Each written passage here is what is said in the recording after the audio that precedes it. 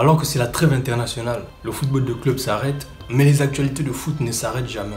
Et là, qu'est-ce qu'on apprend ce matin? Dani Alves vient tout juste de signer un nouveau contrat avec le FC Barcelone. Et oui, les gars, Dani Alves fait son grand retour du côté de la Catalogne. Et on va analyser ça tout de suite.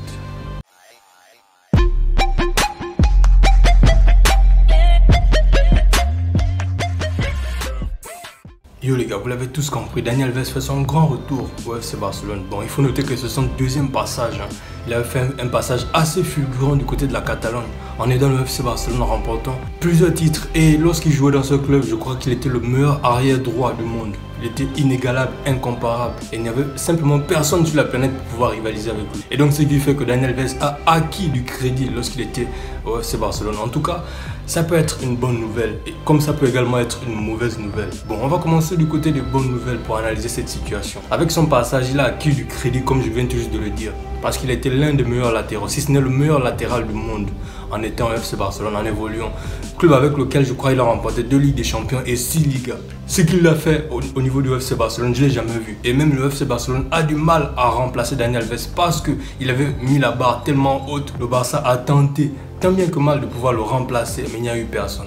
Je dirais même mondialement, j'en ai pas encore vu un latéral droit. Bon, j'ai pas vécu à l'époque de Cafu, tous ces gars. Mais non, j'ai regardé le foot à l'époque de Dani Alves jusqu'à aujourd'hui. Dans aucun club européen, je n'ai vu. Parce que Dani Alves était inscrit dans la durée. Que ce soit en sélection brésilienne, après le FC Barcelone, je crois en 2016, le gars va à la Juventus de Turin, il fait exactement la même chose.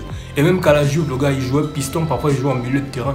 Ensuite, il vient au Paris Saint-Germain. En moins de 2 ans, je crois qu'il a commencé à conquérir le cœur du Paris Saint-Germain. Et donc, c'est pour montrer à quel point le gars, c'est un grand joueur. C'est véritablement un grand travailleur. Je l'ai même suivi en sélection. J'ai vu ce qu'il a accompli en sélection. Franchement, on dirait même pas que le gars, il a 38 ans. Mais franchement, c'est pour dire que Dani Alves, ce qu'il a accompli dans le football, je crois que c'est le joueur le plus titré en activité en ce moment. Le plus vieux, le plus titré, quelque chose de ce genre. Parce que dans les grandes années du Barça, on a toujours parlé de Messi, de Xavi, de Iniesta. Mais vous avez également oublié les gars qui travaillent dans l'ombre, les gars. Les gars comme Sergio Busquets, les gars comme Dani Alves, les gars. Il a été un véritable perturbateur pour les défenses. Moi, en tout cas, ce qui me plaît chez Dani Alves, c'est que c'est un joueur très expérimenté. Il a dit qu'il venait pour aider le FC Barcelone. C'est un joueur très expérimenté et qui sait tenir ses émotions.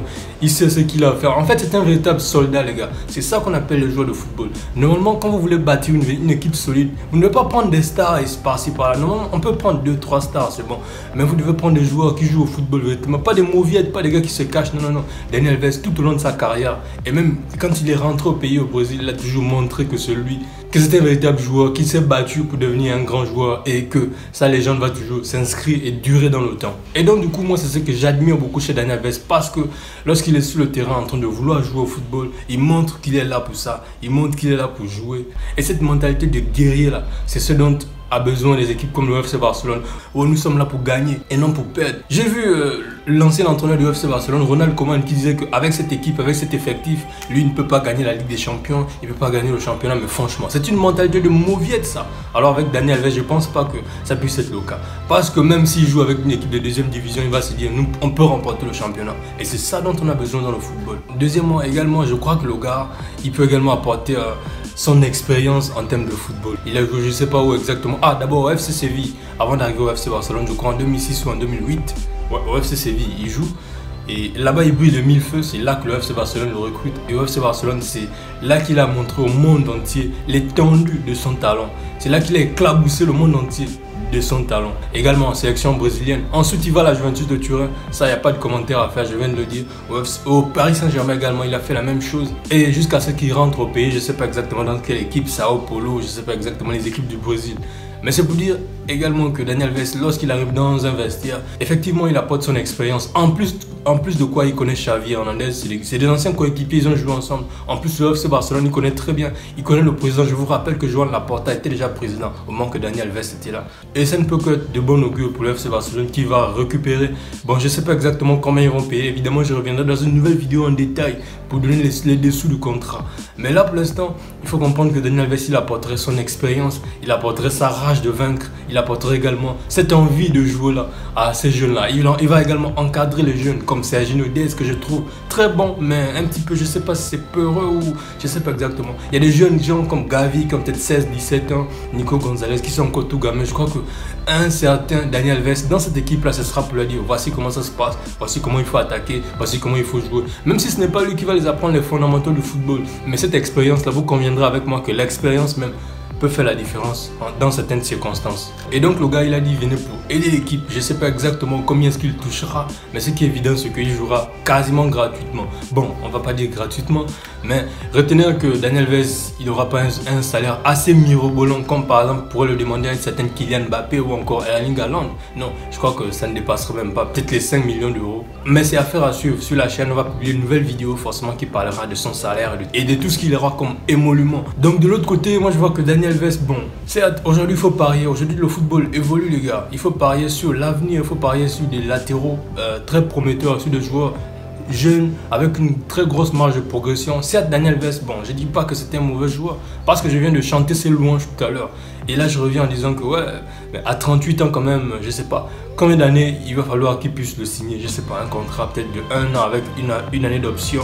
Je sais pas exactement, mais avec ce qu'on va dépenser peut-être pour le donner, mais essayez de pister un jeune latéral qui puisse, je sais pas, évoluer, que vous puissiez faire encadrer. Bon, tout compte fait, je dis pas que Daniel Alves est une mauvaise chose, mais quand même, vu l'âge, 38 ans les gars, bon, on a vu pire.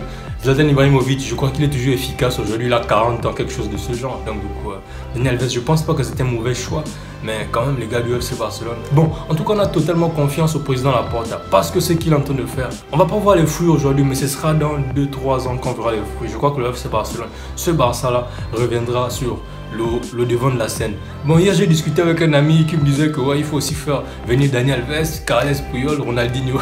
Oh frère, il va pas revenir. Daniel Alves, c'est parce qu'il joue encore et il a encore un très bon niveau comparé à un certain Puyol qui est déjà aujourd'hui peut-être un homme d'affaires et Ronaldinho qui, je crois, appuie véritablement sa retraite.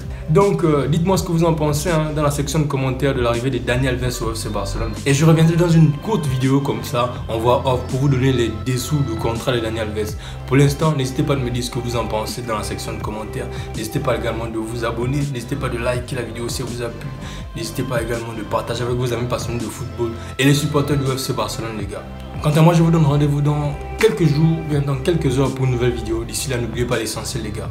Gardez le sourire et vive le football. Ciao.